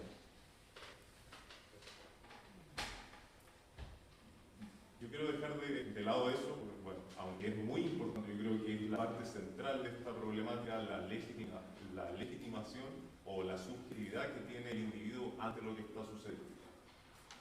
Pero a mí me gustaría instar a que pudiese comentar lo que a continuación voy a decir. A mitad de año, yo creo que un poco antes de la mitad de año, vino un ingeniero de la Universidad Santa María de Valparaíso, me parece que fue en un ciclo de conversaciones en el área de administración. Este caballero, que fue muy interesante su presentación, expuso una serie de gráficos en donde los gráficos demostraban gráficos que tenían mucho que ver con la economía de Estados Unidos sobre todo. Por eso también lo planteo acá para ver si ustedes tienen datos que se relacionen. Que es que la curva de crecimiento de producción se despega de la curva de los salarios. Y esto tiene que ver con el proceso de automatización de los procesos que viene justamente con el proceso de desarrollo de las sociedades capitalistas. Capitalistas me refiero otra vez a sociedades modernas, no tengo afán peyorativo de sociedad capitalista. Esto es un problema que, como lo decía al principio, tiene intersección con esto, pero si bien también tiene relación con otras cosas. Este proceso, por ejemplo, de modernización va a tener consecuencias también intersectadas en el estallido social. Por ejemplo, muchos economistas hoy en día están hablando de que en abril, si es que esto sigue así, de alguna manera, se podría entrar en un proceso de recesión, que en octubre estaríamos viendo ya las consecuencias más grandes, que sería alrededor de la pérdida de 300.000 empleos. Esos 300.000 empleos no se van a poder recuperar porque hay un incentivo en que las empresas que ya están desarrollando estos procesos de automatización lo realicen con mayor rapidez. A mí me gustaría que se tocase ese tema de la separación de los sueldos en conjunto con la producción. ¿Por qué? Porque cuando yo vi esa charla o cuando yo estuve presente en esa charla, mi intención era comunicarme con el presentador o con el exponente en este caso, y al final conseguí el PowerPoint y todo, gracias al profesor de administración. A mí me hacía mucho sentido el tema de las 40 horas, que en esos momentos era muy candente.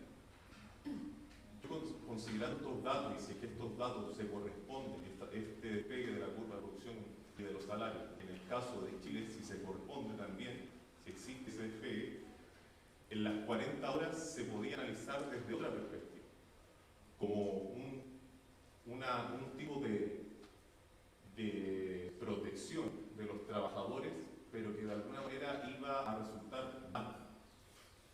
¿Por qué? Porque esa disminución de la hora atendía justamente a que la producción subía, pero los trabajadores eran prescindibles, por así decirlo. Entonces, ¿por qué protección? Porque al bajar las horas de trabajo de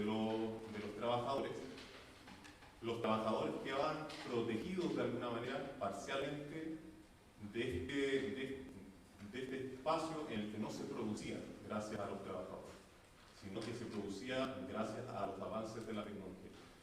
Bueno, perdón por ser tan ambiguo en cuanto al comentario, pero tampoco lo tengo claro, pero me gustaría que se relacionase esas temáticas al abordaje de este estallido social o tal vez un comentario en general.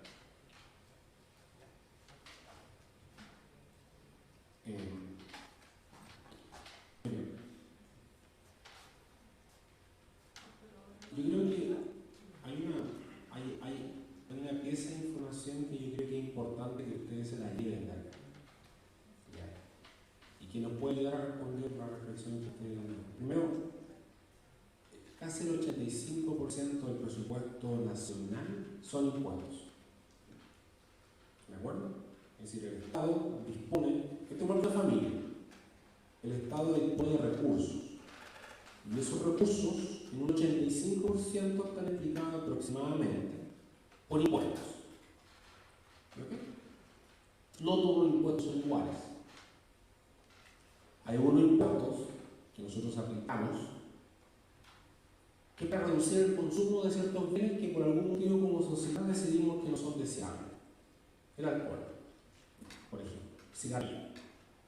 Pero no es porque moralmente el Estado le esté diciendo que no lo haga, simplemente porque usted se enferma en el futuro, el Estado probablemente va a tener que cubrir ese costo. ¿De acuerdo? Entonces, en el fondo, hay una serie de impuestos que van a decir. El libro no cae en esa categoría, por ejemplo, que es absurdo. Luego, entonces, están los impuestos. Voy a llegar al punto, no creo que estoy corriendo, pero hay impuestos que son progresivos, es decir, hay impuestos que van directamente a nivel de ingreso o riqueza de la persona, que no lo estamos castigando porque sea una mala persona, sino que necesitamos parte de esos recursos extras para redistribuirlo porque el propio sistema es desigual. El retorno al pago, el factor trabajo, está cayendo significativamente en el caso de Chile y el retorno al capital está subiendo significativamente en el caso de Chile. Volviendo al punto suyo, sí, es una V. ¿De acuerdo?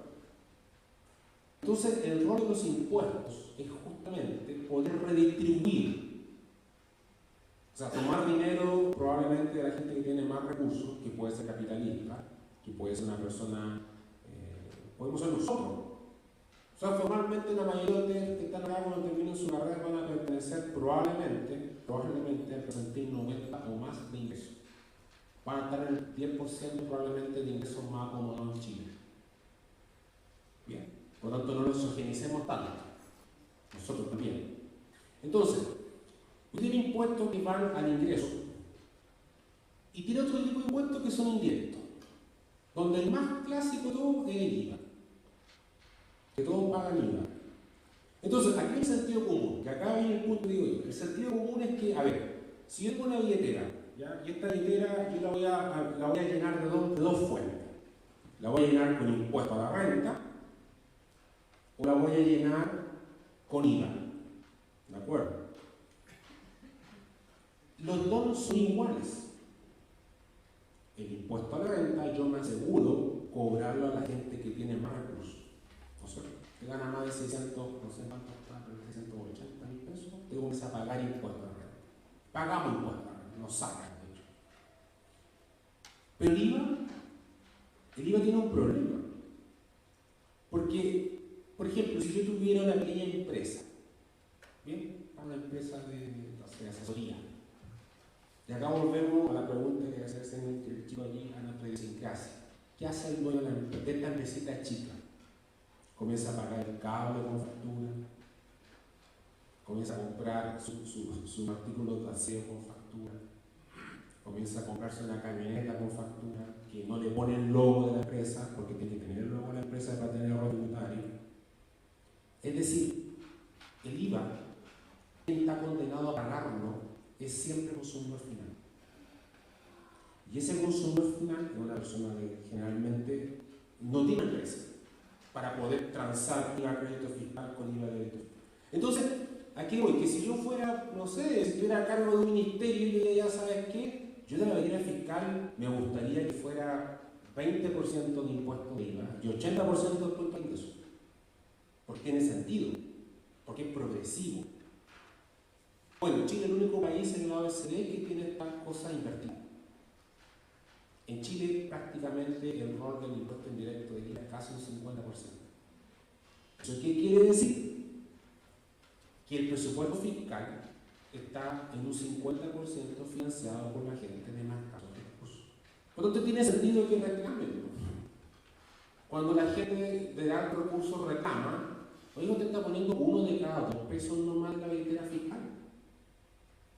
Ese otro grupo de personas está poniendo 1 de cada 2 pesos tal como usted. Yo voy a decir, profe, pero eso es ridículo. Sí puede serlo. Puede ser muy ridículo. En la mayoría de los países en la OECD el 80% proveen impuestos a la renta. Yo le tengo miedo a la tasa de divergencia entre productividad, factor trabajo, productividad capital. Yo no. ¿A qué le tengo miedo? A una política tributaria totalmente ineficiente. A mí no me complica tanto. Hay procesos que van a ocurrir. La automatización es un proceso que complejo, tenemos que afectar, pero va a ocurrir. Como ha seguido usando el fax cuando venía el internet.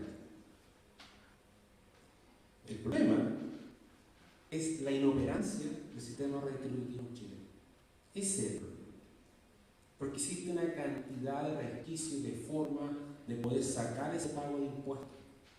Entonces, a mí me preocupa eso, no me preocupa tanto que eso ocurra, pero sí me preocupa mucho, tremendamente, la ineficiencia del sistema tributario. Me preocupa que, no sé, que una empresa como BR sepa que cuando se está pagando esa factura no corresponde a la empresa de esa persona. Sepa que esa factura corresponde a un servicio privado de esa persona, no tiene por qué ahorrar aquí pagos. Y el juicio social nosotros tampoco lo hacemos. Y ahí se nos va muchísimo dinero. Dinero que necesita la gente para igualar oportunidades nuevamente.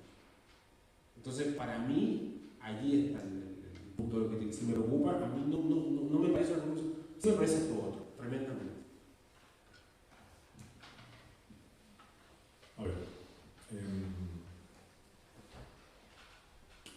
además de lo que acaba de responder Dusan, de la composición del gasto público o del ingreso público entre impuestos progresivos e impuestos regresivos, que en el caso de Chile, como apuntado Dusan, es mayoritaria el impuesto regresivo.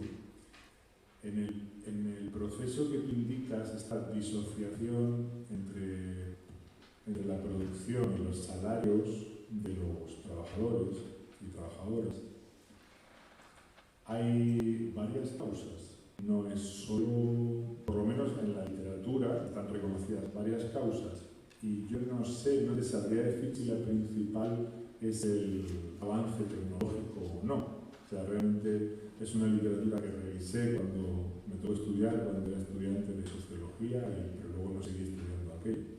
Pero desde los 90, en el hemisferio norte, Norteamérica y Unión Europea, hemos encontrado justamente esta disociación, una disociación creciente entre la producción, que ha seguido creciendo con normalidad, y el salario real del factor trabajo, que se estancó, incluso se redujo. Hay países donde hay reducción. En situación de crecimiento económico de un par de décadas, ha habido reducción de los salarios reales. Tú dices, debido al factor tecnológico, sí, esa es una parte de la explicación, pero el principal cambio que tuvimos en los 90, más que un cambio tecnológico, fue un cambio político, fue la irrupción de las políticas neoliberales. Es decir, a la pérdida de salarios no fue banal las políticas que dificultaron la sindicalización que encontramos en Estados Unidos y en Inglaterra, por ejemplo. Tampoco fue banal la externalización, las políticas que permitían a las empresas externalizar. Por ejemplo, lo tienes aquí con la minería, donde ahora mismo la mayoría del empleo se externalizó. Tampoco fue banal las políticas que permitían deslocalizar la industria del norte en el sur, primero en México, en el caso de Norteamérica, y después en Asia. Entonces, si vas sumando todas esas políticas, que todas comenzaron en los 90, deslocalización industrial, externalización laboral, políticas antisindicales y finalmente desindustrialización, por lo tanto pérdida de una clase obrera, tal cual, clase obrera entendida como clase trabajadora que trabaja en el sector industrial. Todo eso, la suma de todo eso, supuso una enorme reducción de poder para negociar su salario. Eso fue lo que ocurrió. O sea, la clase trabajadora perdió mucho poder a partir de los 90 en el hemisferio norte para negociar su salario. Y la consecuencia de eso fue una pérdida progresiva de salario real. Por lo tanto, la tecnología y el avance de la tecnología nos ha hecho más productivos, ha permitido que las empresas invirtiendo en tecnología puedan pagar menos en salario. Sí, pero no nos olvidemos de la política. O sea, el cambio en todas estas políticas, el efecto en todas estas políticas sobre la capacidad de negociación de la clase obrera con los empresarios fue brutal, ¿ya?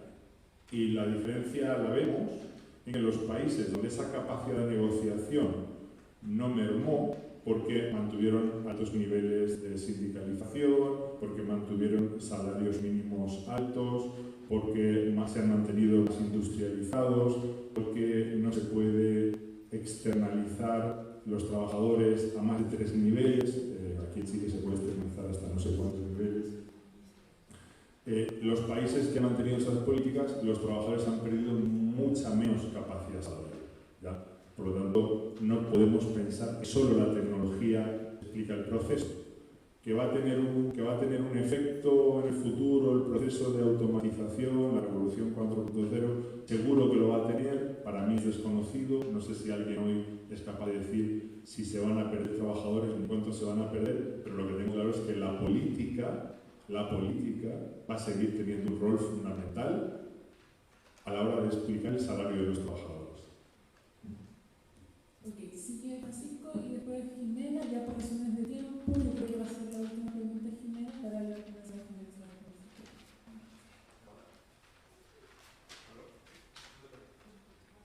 Aló. Primero quería agradecerles y una pregunta a Miguel. La primera, la diferencia entre cuando hablamos de renta y cuando hablamos de riqueza. Y lo segundo, con respecto a la institucionalidad y su rol en la desigualdad social, porque bajo mi criterio creo que Chile hay una institucionalidad débil con respecto desde el Estado hasta las diferentes instituciones que puedan llevar el mismo rol del Estado. Y con respecto a la desigualdad geográfica o de la locación y además de la desigualdad política, porque nosotros vemos en Chile que también la situación de donde se toman las decisiones políticas generalmente también conllevan también un desarrollo y una menor desigualdad con respecto a las regiones en este caso. ¿Cómo podría también ayudar, por ejemplo, el desarrollo del Estado federado para la disminución de la desigualdad política y la desigualdad de la distancia donde se toman las posiciones para poder al final hacer un progreso más, finalmente disminuir la desigualdad? Ambas preguntas son para mí. Para los dos. Diferencia entre renta y riqueza. Bueno, la renta, esta pregunta sería mejor para el economista que para mí, pero la renta son los ingresos que tú recibes, ya pueden ser ingresos, los más frecuentes, ingresos a trabajo, o si tienes una vivienda y te pagan un alquiler, una renta por esa vivienda, si tienes acciones en bolsa y te están pagando los dividendos por esas acciones en bolsa, los ingresos que tú recibes son tus rentas. Como decía, la desigualdad en la renta es importante, pero la desigualdad en la riqueza siempre es mayor que la desigualdad en la renta. La riqueza tiene que ver con los bienes que tú posees, que tienen un determinado valor de cambio en el mercado y lo podrías transformar en dinero. Si tienes 1, 2, 3, 4 viviendas, tienes riqueza. Puede que no recibas rentas por ello, si no las tienes arrendadas, pero son riqueza porque las puedes transformar en dinero. Ya, si tienes tierras, acciones que puedes vender, todo eso es riqueza. En Chile no hay impuestos a la riqueza. De hecho, hay un problema importante por conocer la riqueza de las personas, por lo mismo. No hay impuestos a la riqueza. Solo hay algunas estimaciones, más o menos vagas, de cuál podría ser el nivel de desigualdad de riqueza en Chile. Pero esas estimaciones nos hablan de un Gini de 0,7, 0,75, es decir, mucho más alto que el de renta, ¿ya? Esa era la primera pregunta. La segunda pregunta tiene que ver con la desigualdad territorial y política. En Me preguntabas por el Estado federal. Bueno, un Estado federal, desde el punto de vista de la democracia, aproxima a los electores las decisiones. O sea, desde mi punto de vista, un Estado que esté descentralizado políticamente, desde mi punto de vista, es más democrático. ¿Ya? Porque está aproximando las decisiones de gasto público, por ejemplo, a donde viven las personas. ¿Ya? Ahora, si los estados federales, el hecho de tener un estado federal va a afectar positivamente a la reducción, por ejemplo, de la desigualdad de ingresos, yo creo, ahora a ver qué piensa Dusan, pero yo creo que ahí no hay una relación clara. O sea, no te sabría decir, pero no se me ocurre ninguna razón por la cual tener un Estado federal va a hacer que la desigualdad económica entre las personas sea menor. Porque tienes Estados federales que tienen políticas de cohesión territorial muy fuertes, por ejemplo, España o Alemania, ¿ya? Y tienes Estados territoriales que tienen políticas de cohesión territorial más débiles, ¿ya? Se me ocurre el caso de Italia. Italia no es exactamente un Estado federal, ¿ya? Pero sí es un Estado donde se han ido incrementando las distancias entre regiones, entre el norte y el sur. Entonces no veo una relación clara entre diseño territorial y desigualdad económica. Sí, entre diseño territorial y democracia.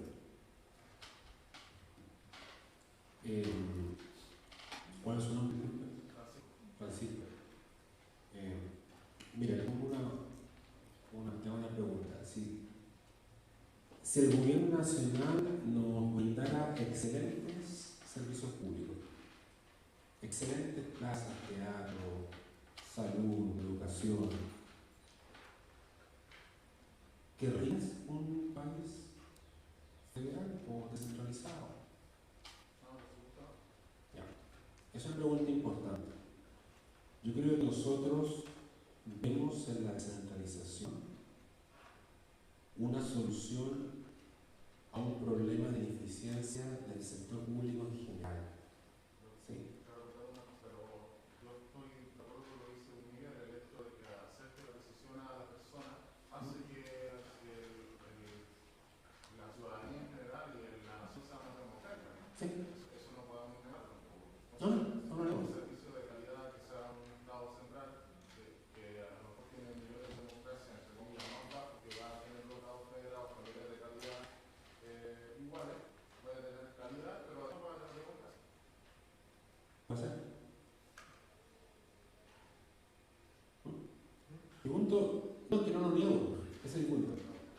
Solo indico de que acá yo creo que nosotros en general confundimos dos conceptos, que es la reconcentración con la descentralización. La concentración tiene que ver con el poder político. La descentralización tiene que ver con cómo vamos a afinar el gasto fiscal. Si usted me pregunta a mí, ¿una descentralización a nivel federal va a implicar un cambio o va a ser efectiva sin desconcentración? Yo mi opinión, independiente de que tenga valor la estructura más democrática, que me parece un punto que no estoy en contra, pero yo creo que hay un problema antes de la descentralización o de lo que... Yo me he tocado trabajar en el informe de ley de las regionales y cada vez que levanto este punto uno puede sentir que no lo quieren escuchar. O sea, la descentralización sin abordar el problema de desigualdad, concentración del poder, vamos a estar más solos que antes incluso. Puede ser esa paradoja. Imagínense que tenemos un gobernador regional que no tiene mucha habilidad, competencia política, no tiene la capacidad de recolectar impuestos. Los impuestos nunca han sido locales, entonces no puede recolectar impuestos locales. No tiene el presupuesto, tiene el FNDR, que es mínimo, tiene el FIC-R, que son 4 millones de pesos. Pero corremos riesgo de que a nivel central nos digan, bueno, pues ya tiene su pero que las decisiones se siguen tomando allá. Ah, pero eso es un problema diferente. Es un problema de concentración. Entonces, yo en realidad, apuntando a su pregunta, creo de que yo pondría todas las fichas como buen chileno en este problema, inicialmente.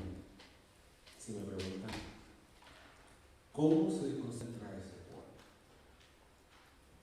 Y después de eso, probablemente pensar en figuras de administración fiscal sí nos puede ayudar muchísimo. Eso es indudable. Uno de los puntos es lo que plantean ustedes, pero hay mucho bueno también. Pero para mí el problema más complejo es el otro. Te lo pregunto por el porque estos son los momentos en los cuales tenemos que preguntar esas cosas, porque vamos a probar semana más. Estos son los momentos en los cuales preguntas esas cosas, porque eso es lo que va a establecer la Constitución. Entonces, si es que no vemos los ámbitos de tanto la centralización del poder como la descentralización de las políticas públicas, no es ahora, no hace nunca. Así que ustedes puedan seguir la discusión después para maximizar el tiempo. La última pregunta con Jimena y si vamos a cerrar después.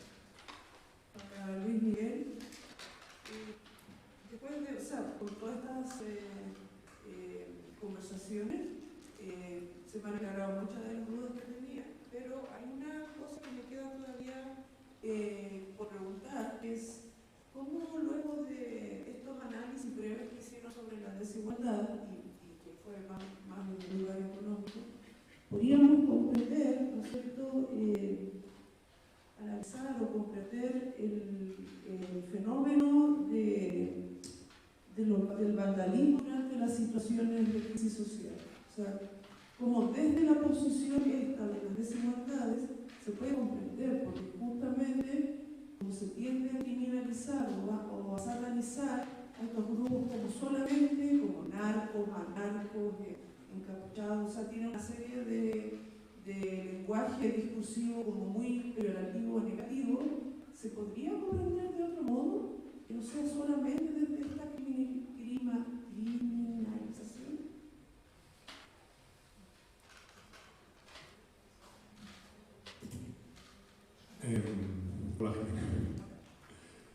El lumpen, que yo no lo había oído nunca utilizar esa palabra fuera de los textos del Capital hasta que llegué aquí, el lumpen, ¿no? La subclase.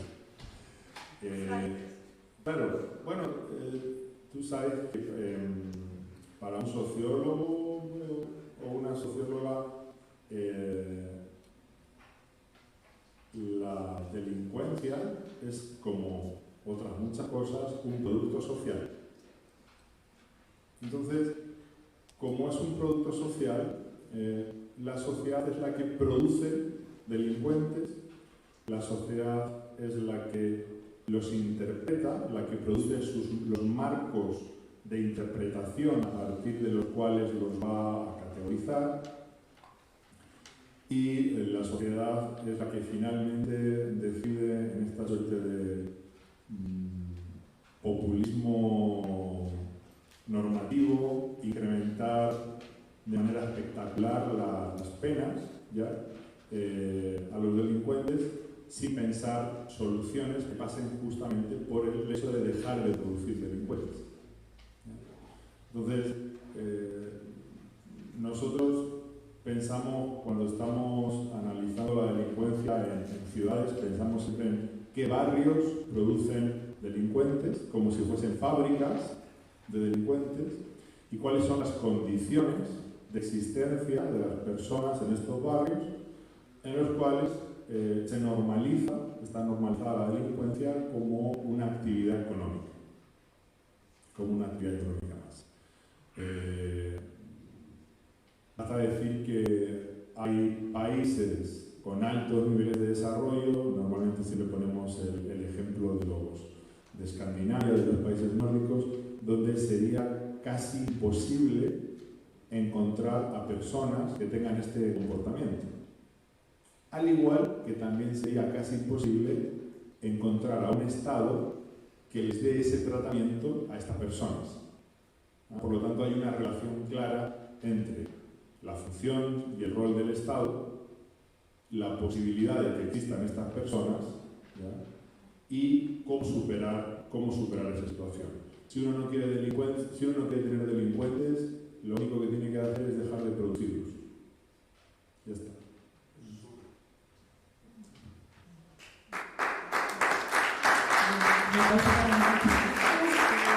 Les agradecemos su presencia acá y los invitamos cordialmente a los próximos conversatorios y charlas que la Facultad de Economía y Administración y la comunidad de la Facultad de Economía y Administración está organizando.